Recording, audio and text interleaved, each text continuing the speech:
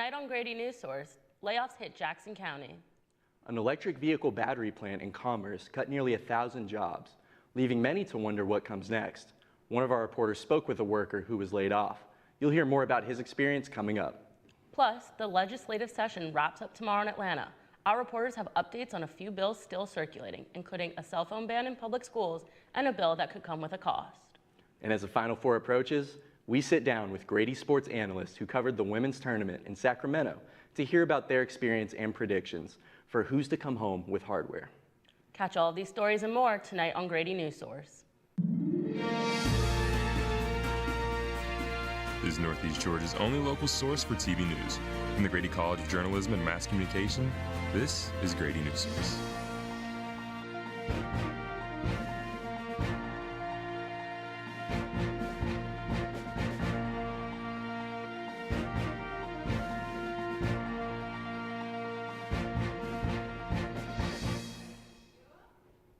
Good evening and welcome to Grady Newsource. I'm Lindsay Mutzman. And I'm Eli Henderson.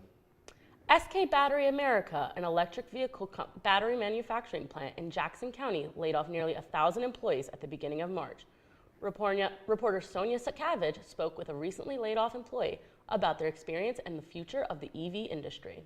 Now I look at the world a little bit differently.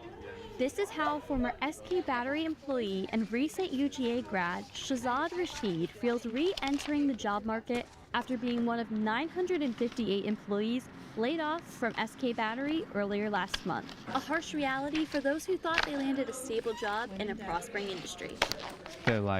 Once we start up, we're going to be doing a bunch of sales, but none of that even happened. So the plant cost $2.6 billion and was praised by Governor Brian Kemp for exceeding initial hiring goals. But EV tax incentives put in place by the Biden administration have expired under President Trump, and now sales are starting to slip. But the question remains about what this means for current employees and the future of the industry as a whole. As the industry evolves, many of these contracts have ended. EV experts like Gabrielle Pierre say the EV industry just needs to adapt to regain momentum. The real issue is not that people don't want EVs, it is that the EVs on the market don't provide enough choice. The impact these layoffs have on employees remains significant.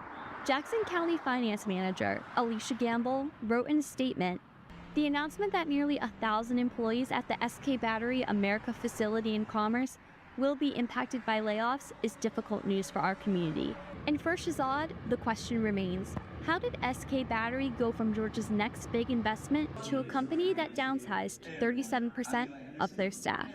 because I feel like they got so much money from the government that they should have been smarter with the way they used it, but they weren't. So. And while industry leaders evaluate what's next for the EV industry, local employees like Shahzad are feeling the effects today. For Grady Newsource, I'm Sonia Sakavage. The third major No Kings protest happened across the U.S. this past weekend, where attendees protested policies from President Trump's second term. Grady Newsource reporter Victoria Garcia and I traveled to Atlanta this weekend to see what this protest looked like for Georgians. Atlanta was a part of the largest single-day protest in the country last weekend, with attendees marching for the nationwide No Kings protests. Thousands of demonstrators gathered to peacefully protest federal leadership and policies, including recent immigration actions in the Iranian war. Well, I think that our democracy is being eroded under the Trump regime, and I'm really looking for change. Demonstrators wore shirts and costumes and held signs saying "ICE out of our cities" and "Stop funding crime on our dime," statements that reflected people's views of American policies. We realize we have to be very careful of what power we give to people because they can abuse it. Among the attendees include resistance groups like Singing Resistance ATO, whose mission is to spread songs of love and compassion within the community. Singing Resistance Atlanta originated in Minneapolis following an increase in protests against federal immigration enforcement. It shows who we are as humans, and we are singing for people who are afraid and who are being targeted by this administration through ICE. Atlanta was one of many major U.S. cities to host No Kings protest, but counties surrounding Athens, including Oconee and Madison County, took to the streets as well.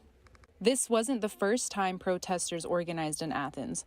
Hundreds of attendees protested at the Arch in October 2025 to join the second nationwide No Kings protest at that time. This year, an estimated 4,000 people participated in a march and rally in Athens, Watkinsville, and Greensboro. Together, they joined the estimated 8 million Americans who protested that day.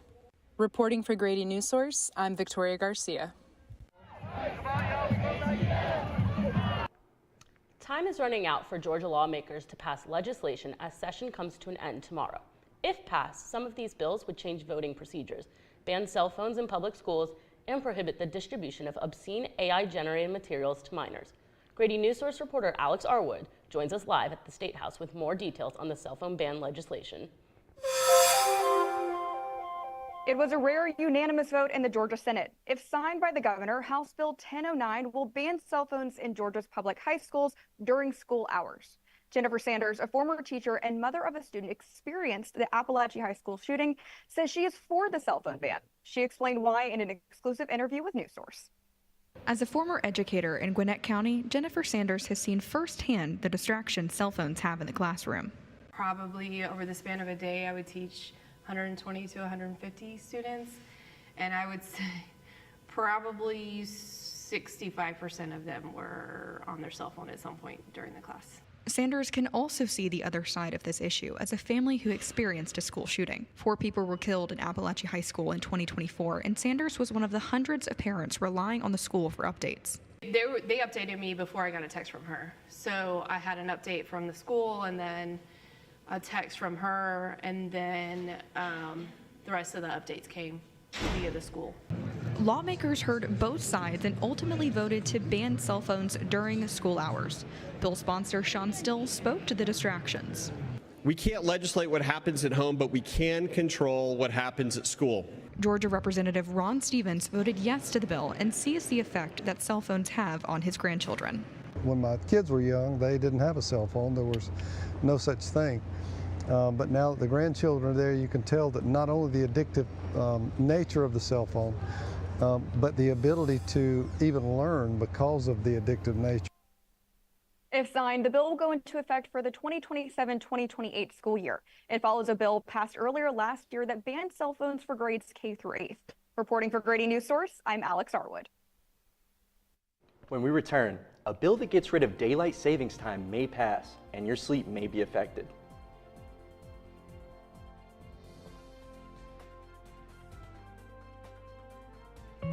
Julie was always a voracious reader. She'd carry 2 novels on an airplane because she'd read one on a 3-4 hour ride. And at some point, I began to notice that she would read a page and couldn't remember what she had just read, and she'd have to go back and read it again. I don't remember much these days after I read, but less does for me, and I love it.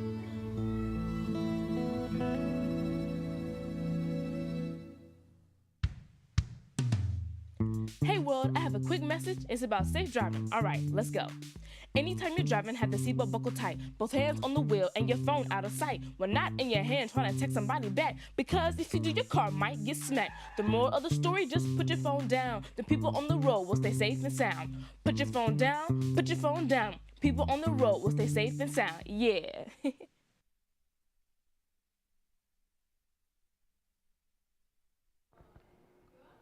Clocks change twice a year across the country, but Georgia lawmakers are pushing to eliminate the change and get rid of daylight savings time for good. Grady Newsource reporter Brady Labbush took a trip to Athena Medical Clinic in Athens to learn more about the effects of the possible change. The Sunshine Protection Act would get rid of daylight saving time in Georgia, but it's not law yet. Even after being approved by the Senate last Monday, the bill still must be passed by the Georgia House and approved by the U.S. Department of Transportation. This would cause Georgia to be an hour ahead of the rest of the East Coast every autumn and winter. Daylight saving time started in the U.S. back in 1918. Most people think it was created to preserve daylight for farmers, but it was actually to preserve energy during World War I.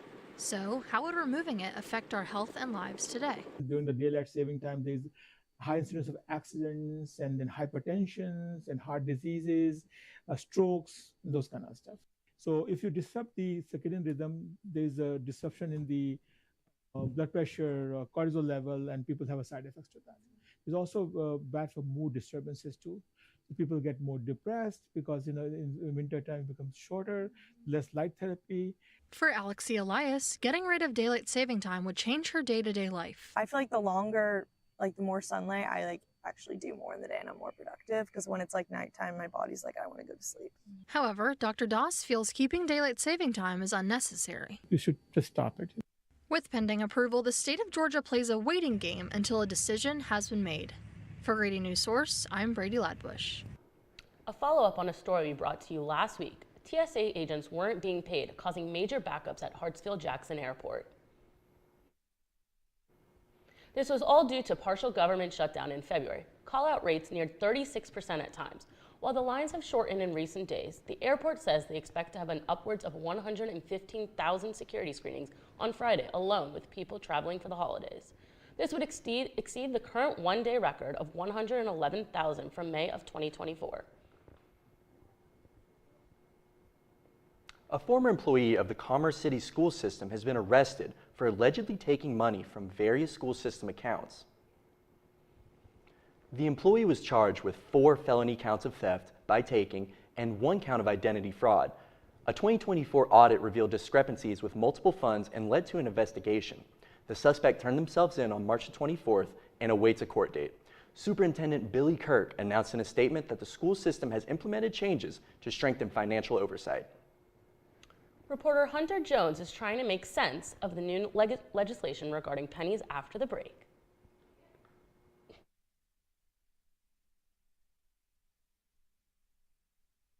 Jordan knows he shouldn't eat this entire bowl of nachos, but tonight he's earned that right, because a few hours ago in the middle of happy hour, he recognized a sign, not from the gods or a bolt of lightning, but from a double heart, a kissy face, and a 4th ha in ha ha ha. That's when Jordan knew he was buzzed. So when it was time to go, he got a ride home instead of driving.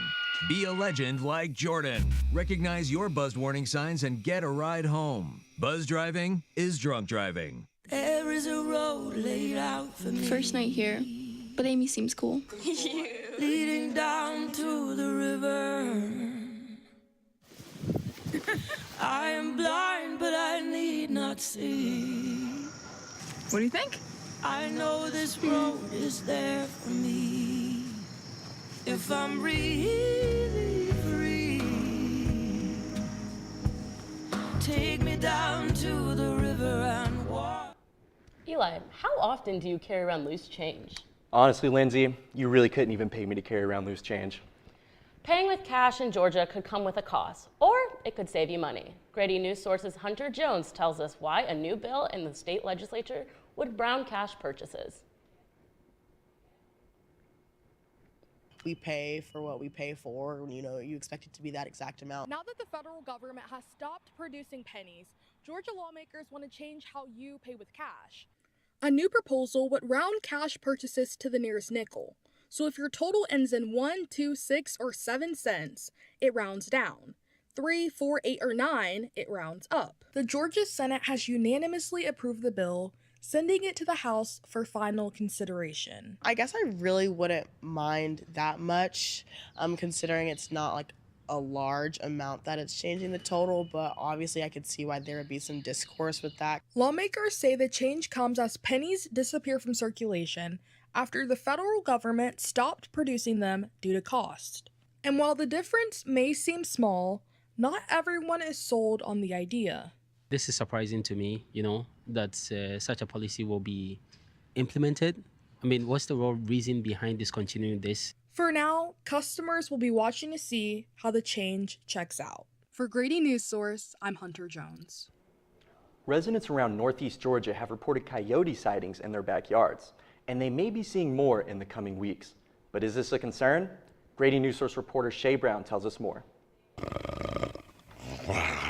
Howls can be heard throughout the night, but wildlife experts say coyotes may not be as bad as we think they are. A new study by UGA's Warnell School of Forestry and Natural Resources and Wildlife Atlanta looks at how coyotes have adapted to the urban environments. To put that research into perspective, we met Odie, a 10-year-old non-releasable coyote at the Haven Zoo. Odie offers a closer look at how coyotes really behave. They eat other things other than cats and dogs. They help with the deer population. They help with all other kinds of populations. They have no interest in being near you at all. Summer Fink, author of the study and founder of Wildlife Atlanta, spoke to us about how they tracked this unique coyote behavior. These essentially send remote GPS location. So we put the collar on and we just let the coyote do their thing. And then we're getting all the data remotely. Using this data, they learned that the average distance between a coyote's den and a human structure is about 112 meters away. That's roughly the length of a football field. Although coyotes can pose a threat to small pets, they also play an important role in seed dispersal and rodent control. And then one of the other ones that I think is important really in these urban areas is because they are feeding on both live and scavenged animals, they probably are helping us a lot in terms of like getting like roadkill deer off the landscape by eating those animals once they're hit. Springtime marks pupping season for these canines. You might notice more coyote activity in the area as they are more active during the day searching for food for their young. Throughout this whole spring time period, the adults are coming back to the den every day, taking care of their puppies, finding food for them. So, if you hear a coyote howling tonight, don't panic. They're probably just doing what they've always done, living alongside us. Reporting for Grady Newsource, I'm Shay Brown. Up next, March may be over, but the madness isn't. Our panel of Grady sports analysts gives us the rundown on what to expect for this weekend's Final Four matchups.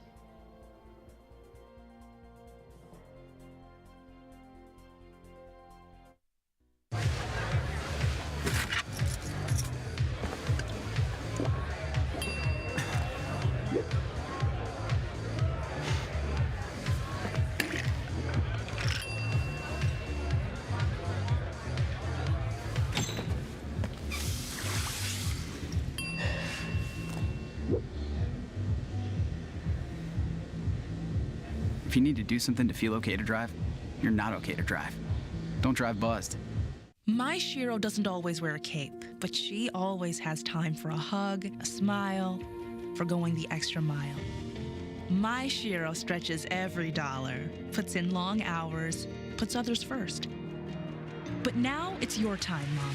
When you're ready to retire, we want you to be able to enjoy it. It's time to start saving now. A free 3-minute online chat can give you the personalized tips you need to start boosting your retirement savings today. Visit aceyourretirement.org. Lindsay, I gotta know, how's your bracket doing? Not good, saying as I put Georgia to go all the way. This past week, some UGA sports media students got an exciting opportunity to cover the NCAA tournament in Sacramento. Grady Newsource reporter Hunter Jones sat down with them for some exclusive March Madness coverage. I'm here with the Grady sports analysts Jack Little and Aaron Kirby, who were in Sacramento covering the Sweet 16 and Elite 8 for the women's NCAA tournament. This was a collaboration between the Carmichael Sports Media Institute and USA Today. Thank you both for being here. Yeah, thanks for having us. It was a really great experience. Yeah, we really appreciate you having us on. Let's start with the experience itself. You were right there, close to the action all week long. What was that like? Oh, it was awesome. We were like 3 rows up in the media section and got to be so close to the games. Some good games as well. We got a buzzer beater in Duke LSU, which was fantastic. We got so much access. We got to go into the locker rooms, have these personal experiences with players. Truly one of a kind. And as part of the media, what does a typical day look like during a weekend like this? Yeah, I gotta say, Hunter, a typical day doesn't necessarily exist for the media. We are always on the go and we are always changing our plans. But some consistencies include whether it's pressers with coaches or locker room availabilities, which are really valuable because you're getting close and one-on-one with some of the top WNBA draft prospects, which is really incredible. We go into each day with storylines in mind. Obviously, those can change. We don't necessarily have to stick with the same story, but we base it on what we get with our interviews, and whatever happens, happens. During the game, we're typically uploading the USA Today blog posts or continuing to write the stories that we have been working on all day. I will say it's a lot of work, but it is definitely worth it. Now let's take a step back to the start of the tournament. You have both Georgia's men's and women's teams. They had strong regular seasons, but they were knocked out in the first round. What do you think happened there? Yeah, the men got matched up with St. Louis. It was a really tough matchup. St. Louis was probably underseeded, had a rough end of the season. They've got Robbie Avila or Kareem Abdul-Jabbar, everybody's favorite player after that win. So Just really a tough matchup for UGA. They didn't hit their shots. And then on the women's side, they played against Virginia. And Virginia was kind of the team of destiny that went to the Sweet 16 out of the first 4, the first to ever do that in the women's tournament. And, it was just really a close game. It went to overtime and a tough result for Coach Abe. Yeah, the women's game was a nail-biter against Virginia. Ultimately, Georgia could not really pull it off. And the men's, for me, it really came down to who wanted to be there more. They just struggled to put up shots. They didn't have that same energy. So I think that's what it came down to. Fast forward to now, and the women's Final Four is set. You have UConn, UCLA, South Carolina, and Texas, all of the 1 seeds. The same programs were in last year's Final Four, but the matchups were flipped. Aaron, who wins this between South Carolina and UConn? I got to give it to them, and I hate to sound repetitive, but I got to go with UConn. They're not only leading with the nation's shooting record, but they have an incredible defense, and they are able to force turnovers. And South Carolina this year has been really good at taking care of the ball. So I think the ability for UConn to test that is really what this game is going to come down to. And on the other side, you have Texas and UCLA, who were both knocked out in last year's Final Four. Jack, who advances? Yeah, luckily for both of these teams, one of them will be going to the national championship game. These are 2 teams that matched up earlier this season, a game that Texas won by 20 plus. And in that game, Lauren Betts actually got hurt in the middle of it. But what people don't look at with that game is that Texas was already up 20 points when Betts went down with the arm injury. So, I expect Texas to do more of the same and knock off UCLA and head to the national championship game. And when it's all said and done, who's cutting down the nets, both for the men's and the women's? Honestly, for the men's, I got to go with Arizona. And for the women's, again, UConn's going to take the cake for me, both for similar reasons. Their offenses are really strong throughout, and both teams have incredible depth.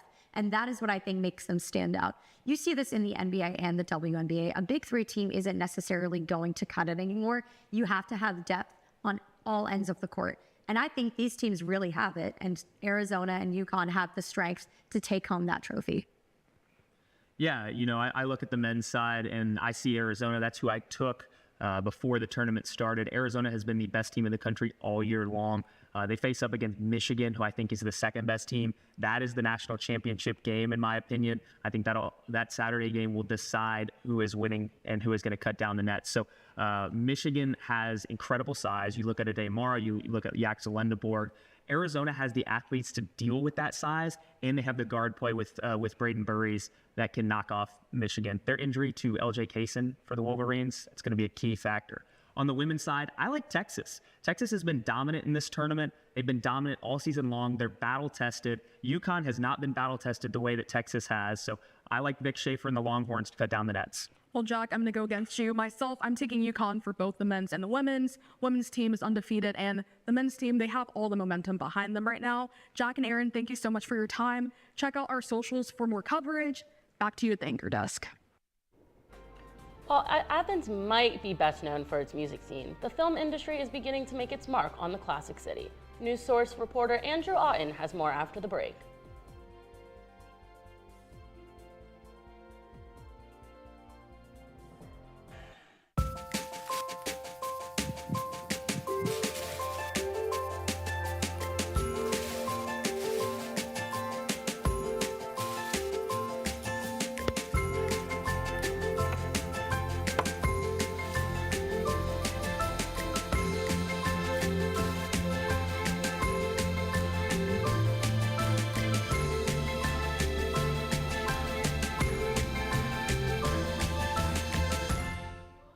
We have a breaking news update on a story we brought you earlier in the show. The House and Senate Republicans agreed to advance a bipartisan bill to fund the Department of Homeland Security. DHS has been closed for over 6 weeks due to a partial government shutdown. TSA is funded by the Department of Homeland Security. Once signed by the president, this will fully restore TSA funding. The next generation of Georgia filmmakers took center stage this past weekend as the Backlight Student Film Festival celebrated its 5th year. But how does an event like this come together? Reporter Andrew Otten introduces us to the people behind the curtain. Every year, he comes back. Philip, you left your phone up here. I have it for you. Yeah, I didn't steal it.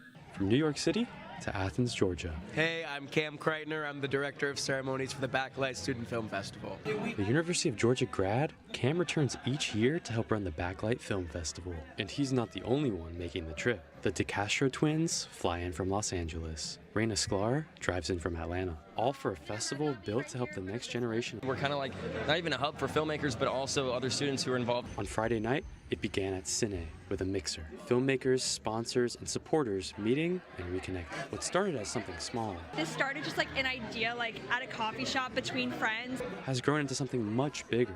We get to unite student filmmakers across the state, across 20 different colleges and universities that get to come together and have this shared celebration. By Saturday, the films take center stage. Now in its 5th year, and for the first time off campus, Backlight moves into the historic Morton Theater. This is like a real festival. It's not just like an on-campus event. It's not just a screening, it's a celebration of storytelling, of creativity, and of a film culture growing right here in Athens. Then Sunday morning, the spotlight. At Livewire, the red carpet rolls out. Press flashing cameras and poster cards highlighting every film. By mid-afternoon, Cam wraps up his interviews and heads back to Morton, where the weekend builds to its biggest moments, the awards. To make art at all is the celebration, is the award. Speeches, cheers, trophies, and a $20,000 gear kit for one standout director. These moments can change what comes next for filmmakers just getting started. And for the people who built it, it's why they keep showing up. Anytime that we can tell young people, who I think more than anything need to hear, that they deserve to be celebrated for making art even while they're in school. That's why I keep coming back. And next year, he will again. Andrew Otten, Grady Newsource. Love you guys. Kisses. Mwah. Bye. Eli, what do you think of this weather? To be frank with you, Lindsay, I can't really tell if it's spring, summer, or winter right now, but I know one thing's for sure, I am hating this heat. Spring is in full swing, meaning Georgia heat is approaching. Barrow County is preparing a fan favorite park to accommodate this. Here's Grady Newsource reporter Cade Johnson having more. I've spent 51 of my 57 years in Barrow County. Kenny Shook grew up playing ball in the fields just across from where Barrow County's newest development will be. County officials and residents gathered at Victor Lord Park on Tuesday to celebrate the start on a new splash pad. This project has been in the works for over 6 years, and the county is excited to finally break ground. Several county officials spoke at the event. What makes this development different from the rest is how it was made possible. SPLOST funds. So to see us be able to grow and expand and continue to put Barrow County recreation on the forefront with SPLOST and other things that were mentioned here earlier today, it gives us a distinct advantage to continue to meet the needs of our county and the growth that we're experiencing. SPLOST is a 1% sales tax on goods purchased within a county. Since 1992, the Barrow County SPLOST program has generated more than $320 million. It is estimated that about $115 million of that revenue was generated by non-residents spending money in Barrow County. Director of Parks and Recreation Zach Churchill spoke at the event. He says this splash pad is huge for battling that Georgia heat. Heat in the South, it's a good way to spend a day, spend a few hours, bring your kids, come hang out. So definitely much needed, and it's a big deal. Renderings and models of the splash pad were available at the event for attendees to observe, and markings are already visible at the site. Construction of the splash pad is expected to wrap up and be open to residents at the end of summer 2026. For Grady Newsource, I'm Cade Johnson.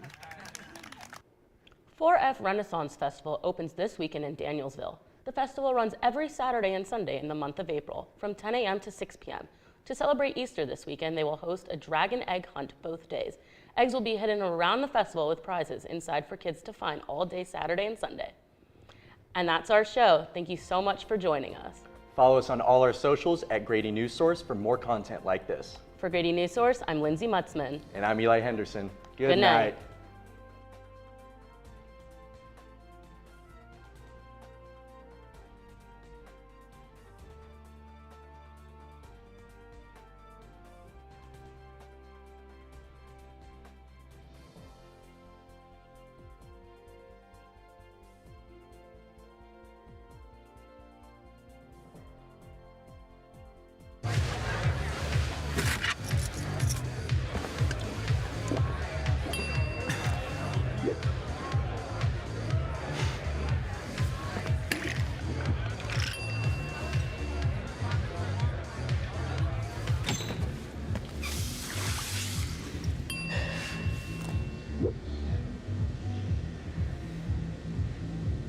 If you need to do something to feel okay to drive, you're not okay to drive.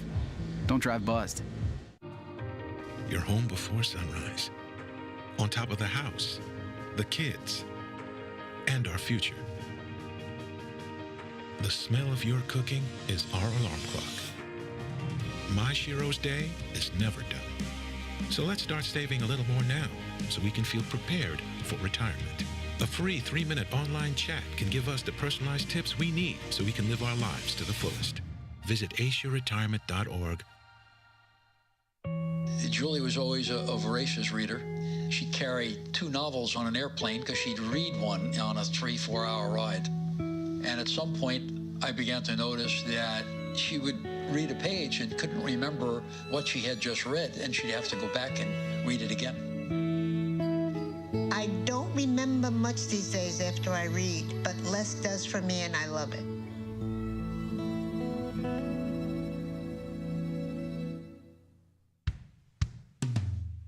Hey world, I have a quick message. It's about safe driving. All right, let's go. Anytime you're driving, have the seatbelt buckled tight. Both hands on the wheel and your phone out of sight. When not in your hand, trying to text somebody back. Because if you do, your car might get smacked. The moral of the story, just put your phone down. The people on the road will stay safe and sound. Put your phone down, put your phone down. People on the road will stay safe and sound. Yeah.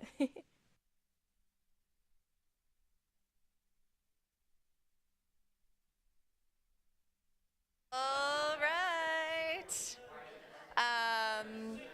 I see a shot here in the newsroom, but I don't know if we are live.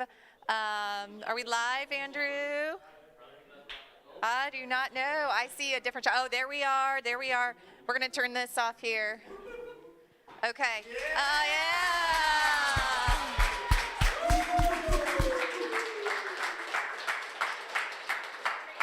There we go. First of all, shout out Lindsay. Does your dad watch?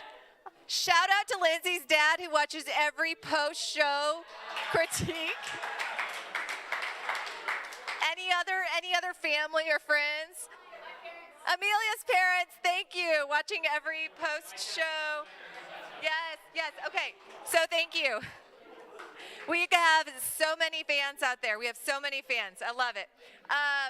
Okay, game ball. I'm gonna get to our guest Tasia in just a minute, but I'm gonna make you wait because we're gonna do a game ball. Game ball this week. I just want to read through suspense. I want to read through all the names who were voted for game ball. Sonia, Cade, Victoria, Hunter, Jack Little, Amelia, Cooney, and Connor. Jack Cooney and Connor. So we had a lot of competition here. It was very, very, very, very close. There were 2 winners. All right, so where is she? Hunter.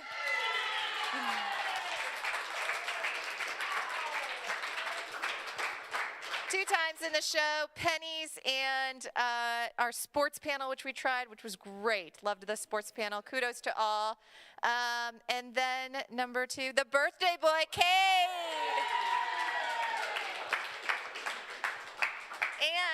And a returning winner on our tech team, and she didn't get a ball last time. So Blakely. Woo! Fantastic work.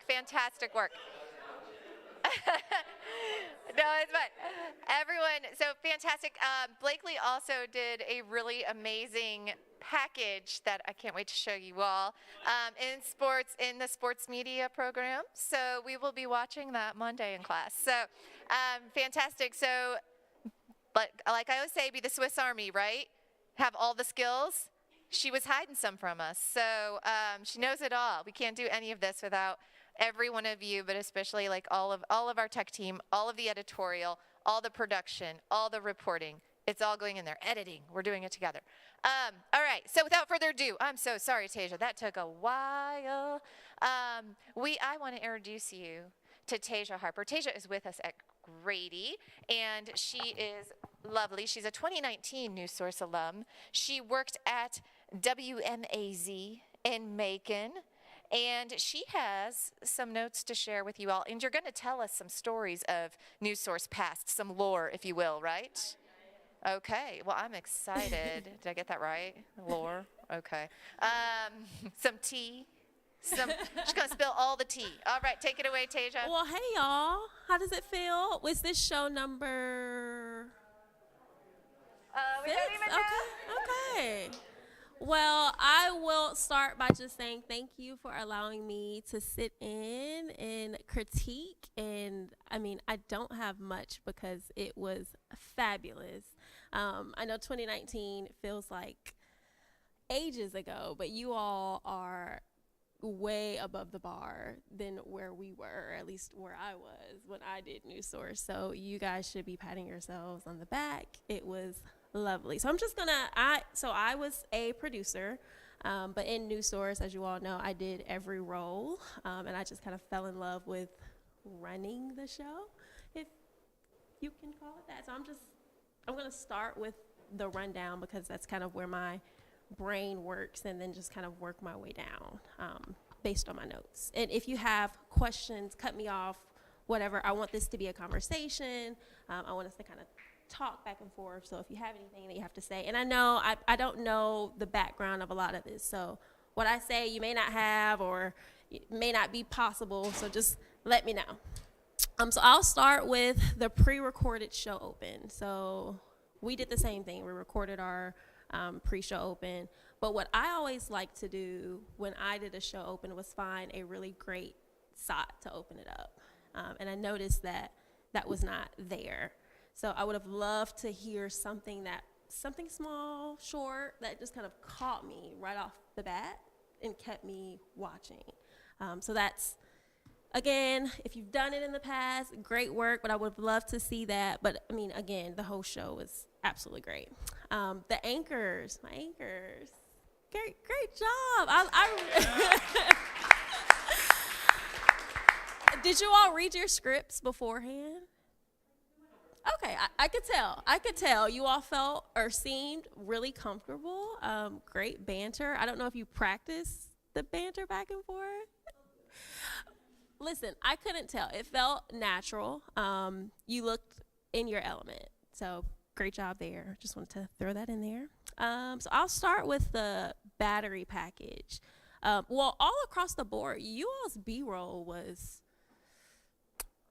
chef's kiss. I mean,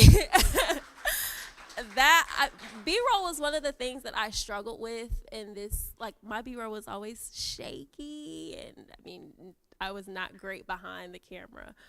But you all did a really great job. For the battery package, or all of the packages, I would have loved to see a little bit more movement in your stand-ups, right? Like maybe walking or pointing to something, or just a little bit more active. I would have loved to see that, but that package was really great. Who was the producer? Okay. Why did you start off with the battery package? Like, what? Talk me through your process of creating your rundown. It was, oh, right, we have a microphone. Sorry, good catch. Sorry. Sure. Just the fact that the number, almost 1,000 people lost their jobs in our region, and we got an interview with one of those people.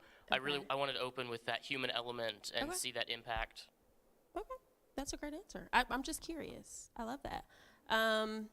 And did you think about ever leading with the live shot or no? I didn't, no. Okay. And that's fine. I know usually the live shot is, the most pressing story. I do get that, a lot of people who are watching probably work at SK Battery or have family members that work there. So there is that human element. I probably would have started with the live shot just because that's just how my brain works. But I just wanted to hear why you decided to go with that. I'm not familiar with SK Battery, so that's one. So I understand that now. The No Kings package, who did that one? That was really great. You got a lot of people in that story. Good job. That's okay. Oh, okay. Yeah. Lots of thoughts. I love that. Different perspectives. I really like that. Go back to my notes. Is the girl from the live shot, is she listening? Are Alex and Gabby on the phone? We'll get them on the phone. Okay. Hold I just had a that comment thought. that she has a really great voice. Like, her voice is really great. That's all I have to say there. I put great voice.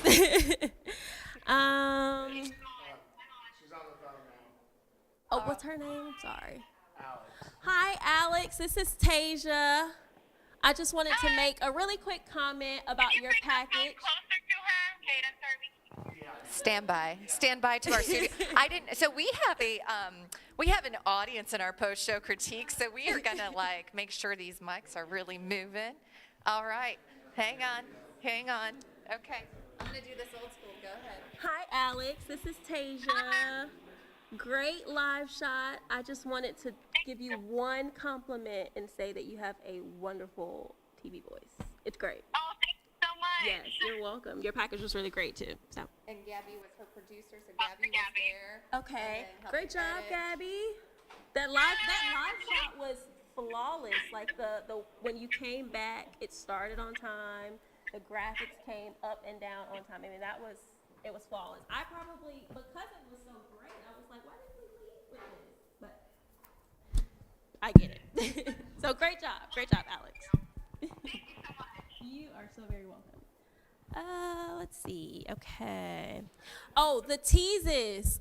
Okay, so I really love the teases. Producer, did you write the teases? Oh, great job, anchors. The teases are really great. I make sense of. I like that. That kept me like, oh, okay, I want to know more. For your teases,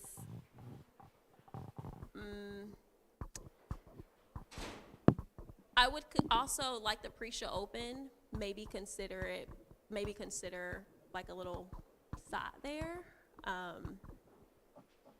Just a thought. Let's see. Making my way down. So for the readers, the two readers that were back to back, because they are readers and you don't have any B-roll with it, have we ever thought about doing like an over-the-shoulder graphic? Is that possible? I would have loved to see something like that when you have just a reader. What did I say? Sabrina, back me up. What did I say? Do we have any OTS? Did we have any OTS? And we don't, right? Like in the show? So that is something we're going to work on over the shoulder. We've talked about this, but really take a note of this. We're going to do this in the next show. Yeah. So why do those matter? Because it's going to hit different than me saying it over and over. It's a way to save you when you don't have that video, but you still have a visual, right? And it's also just a different frame. Like our anchors were in the same frame. That was another note that I had. You all did great, but you all were in the same frame for the whole show. So just it adds a little movement without you having to actually move, right? So I would have loved to see that.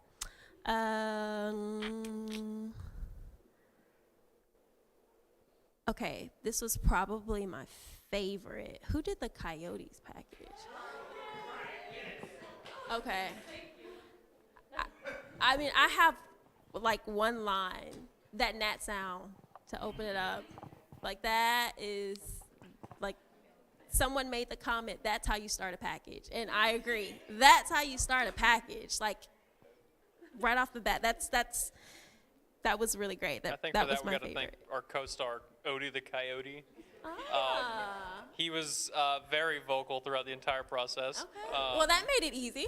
Yeah. He did not like the boom mic. No, I think he thought it was like a squirrel that he could eat or something. So he was always just like staring at the camera. Yeah. Well, I mean, that's a great tip. I encourage you, anytime you just hear little Nat sounds as you're out and covering your story, try to capture it, because that's a great way to just hook the viewer right off the bat. Like I don't even like coyotes, but I was like, ooh, that got me. Like even if I was watching or doing something else and not watching the TV, I would have looked and like, what was that? So that hooks them in. I love that.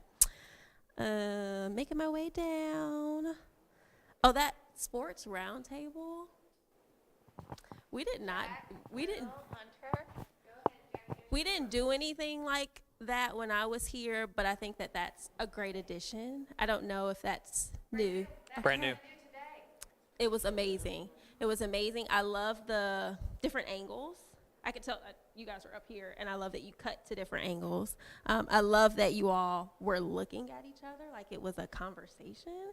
And it didn't feel long. I think the producer was like, or maybe Blakely, you said, we'll be here for 5 minutes. And I was like, uh-oh. But I didn't feel that way at all. Like, I was like, oh, they wrapped that up really quickly. And so it was, I really liked that. When we were recording it, we kept trying to get it shorter, and it kept just kind of like not being shorter. Yeah, and well, then because you guys we were like, were natural up we just kind of there. ran with it. Yeah. The last version was kind of like the most like it was, the answers were quicker.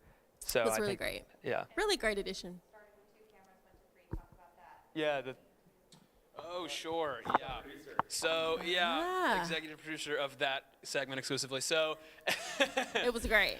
yeah. So, we originally had 2 cameras because we were going to set it up with Hunter on one side and our analysts on the other. But Okay. we wanted to have both of our analysts go ISO, so we wanted to have 3 separate camera angles. We moved the table around. Yeah. We moved a lot of stuff around. Really happy with how it turned out. So Yeah, that it was great. And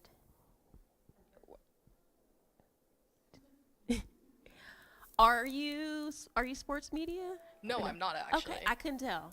I couldn't tell at all. Asking the questions that you asked. I don't know if you had pre-asked, or I don't know if you prepped that. Yeah. Yes, I'm a graduate student, so I'm mass communications and journalism. Okay. No actual sports background in undergrad, but that's been something that I've been getting into. So. Yeah. You did. 100%. We don't want to repeat sports stars because they do so well. So what can we do a little different? And Yeah. also collaborate with sports stars, right? And you all nailed it. And the questions, Hunters did an amazing. Yes, the questions are great. There, Jack was producing Connor. So like it was so team effort. Yeah. You guys did such a great job. It's great when you have that skill set and you can just jump in and ask those questions even when you don't have the sports background, right? You can do it for sports, you can do it for lifestyle, you can do it for news. So that's amazing. Great job, Hunter. Thank Is you. it Hunter? Yes, Hunter. Great job. Thank you. You're welcome. One great rank. Okay. I think around that time we got the breaking news, right? So I do have some notes about that because breaking news is a producer's best friend, right? So the only thing that I would say is communication is the biggest key. And I don't think you can over communicate during a show. One of the things that when you got the breaking news, I don't think that you immediately let your anchors know. So they're down at the table or at the desk and they're kind of just blind to what's going on up here. So letting them, because they're on air, they're the talent, right? We don't want to make the talent look bad. So we want to over communicate with them, like this is what's happening. And if you have to keep telling them, keep reminding them, do that. I don't think you can overly do that. So that was one thing. And then the timing. Did you start your show over or under? Actually, we started the show exactly on time. Okay. We've never seen that before. Okay, so you've never been over? Oh no, Okay. we've been over and under. But Okay. when we started, it was Okay. the rundown said okay. Okay. Don't be afraid to kill things. Like when you see that it's getting over, don't be afraid to kill a break or, kill a reader or kill a package if you have to. But make those calls early on so that you do have time to get that breaking news in. So just make sure you're watching your time. The good thing about the rundown is, at least with what you all are using, and I use EMPS, is you can kill things and then you can bring them back if you become under. So don't be afraid to make those calls like right away and communicate with your anchors what's going on so that when the camera comes back on them, they're aware and they're not kind of like a deer caught in the headlights. So I don't think you can over communicate when you're in a show. And then just some little things. I didn't see any stingers. Is that like breaking news stingers or sport.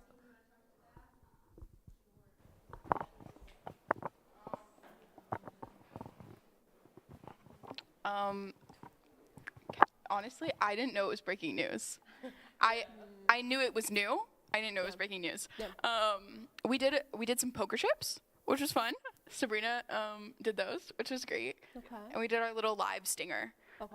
Yes, I saw that. Yes. I think. Yeah. I knew it was coming. Yeah. I think it was that tied to the fact that like the break was 30 seconds that we were all just like, just get the show together. Yeah. Yes, and so I don't know how it works, but I guess when you kill your breaks, what does that look like? Like, is it okay to kill a break? Is it okay to kill a break? Here, I'll be the Here, yes. My internship, no. That's But what I here, was. yes. That's what I was gonna say. That's what I was gonna. That's a good point. So why not in your internship? Because the breaks are what actually gets the station money. So if you kill the break, you kill the money, and your directors will not be happy with you. Right. At Newsource, do we make money? So that's why it's really great to make those decisions on the front end, because a lot of what you were killing were breaks, and I figured that that's okay, right? But when you go out to a station, you might not have a break to kill, so you might have to kill one of those fun packages, and it's okay because you can use it. If this was the 5 o'clock show, you might can use it in the 6, or you might can use it in the 10 or the 11. So it still be used, but you have to make that call in the beginning, especially when you know that breaking news is coming. You have to add it or get it in before the show ends. Let's see what else I had here. I put big screen. So do the anchors usually move from the desk at all to like a big? We were talking about for the next show, 2 cameras, right? So an ISO on anchors, because we're not using a lot of cameras in there. But tell us more. I would have loved to see, we did not do a lot of live shots when I was in Newsource, but one of the things that I like to take advantage of is when we did have a live shot, putting one of our anchors at a big screen and having the live shot come through the big screen. So it's like the anchor is talking to, because they're live, right? So you want that live interaction in the studio as well. So that's a way for, especially if it's just a live shot. I know that Alex had a package, but if it's just a live shot, that's another way that you can have banter between your reporter out in the field and then the anchor, so that it connects you two together. I would have loved to see something like that. Or if it is just a reader, having a graphic and the big screen and just kind of reading that, or if it's a graphic or something, referring to that graphic. Who are our anchors next week? Do we know? Okay, Hunter and Jack Little. So think about this. Who's the TV producer next week? Megan. So think about this now. Think about what can we do and coordinate with each other. Anchors too, like if you want movement. So think about now, how can I do movement over the shoulders and communicate? The 3 of you really communicate on that, and let's see that for the next show. That's going to be part of your checklist, okay? Love it. And then I just wanted to end with what's a good way that I could put this? No, it's not. It's not anything bad. It's not. It's not anything bad. It's just I would have loved for everyone who was in the show to be a little bit more relaxed, right? Relaxed in your live shots, not your live shots. Relaxed in your stand-ups. Relaxed in your writing. I can't recall exactly what story it came from, but I was just looking at different words that you all were using. So I think someone said like purchase, right? And when's the last time you all went to the store and said, or came back and said, I purchased this? Never. I know I don't. I say, I bought this, right? So just using regular speak and just being more relaxed. Like, you guys are still human. You're talking to other humans. So when you are in your live shot, just be relaxed. be a little bit like where the girl who was sitting down, I think it was out here somewhere. Was that you? I really like that. It was a different live shot, but I would have loved if you were like you pointed to it, but you were like really stiff a little bit. And I just would have loved for you to just relax and be like, you know, look or just refer to what you had around you. And then also I challenge you to do that in your writing as well. So write like how you would talk or write like how others would receive it. So that is just my last tip. But overall, I promise you, I am not kidding when I say this. Y'all have really set the standard for the next news source and the next news source and the next news source. And I can't say that we did. I mean, I have news source stories. I cried on my first day of news source. I cried. First of all, I came in with a hat on. That's how I was not ready. Like I came in with a hat and leggings, and I had to take my picture for my press pass. And I can call her Dodie now, but Professor Cantrell was like, you have to take that hat off. And I didn't have my hair done. And I was like, I'm not taking my hat off. And she said, well, you're failing this class. And I cried because, but this class, I promise you, if you decide to work in broadcast after this, everything that you're doing sets a strong foundation, because I cannot emphasize how ahead of the game I was than other graduates who are coming from other schools, because we actually do the work. We actually have to go out and get the interviews. We actually have to go out and get B-roll. We actually do live shots. So you are so much ahead of the curve. I'm glad I cried in this room because I couldn't cry when I was working in Macon, right? So make the mistakes now and learn from them. And I promise you that when you get out, maybe Sabrina, in your internship, you know this, it's the exact same stuff. You're using some of the exact same tools, you're doing some of the exact same things, and everybody doesn't get this opportunity at every school. So I am super thankful. And listen, if you can do this, you can do anything. I'm just saying. So. Not everyone maybe wants to be in news per se, and there's a lot of media opportunities. Speak to that now in your role, how this has helped you, because you have such a big role at Grady. Yes, so like I said, if you can do this, which when I say this, I mean news source, I mean producing, I mean multi-platform reporting. If you could do all of that, you can go out and do any role. So right now I work on our development team. I do fundraising. And if you would have asked me in News Source would I have been doing this, I would have said, no, I'm going to be working at the news station. That's what I'm going to be doing for the rest of my life. And it just didn't pan out that way, right? And that might be the reality for some of you, but you have the skills that will translate to do any role. And I'm not kidding when I say that. I started out doing comms for a black bot CRM system, and I didn't think that I would be able to do that because I didn't realize how transferable the skills were. But in my role now, I'm doing some of the same things that you all are doing. I'm telling stories. And if you have that, and if you do that well at its core, then you will be able to do anything. Everyone needs a storyteller. Everyone's going to need to have their stories told.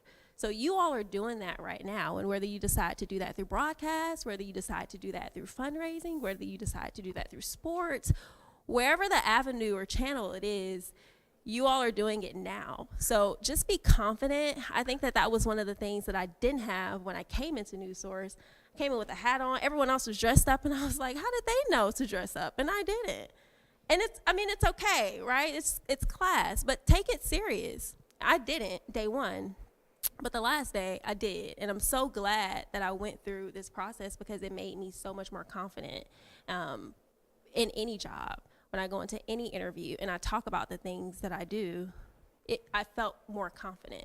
And it was because I was going out and I was forced to have to talk to people. I was forced to have to, go up to strangers that I didn't know.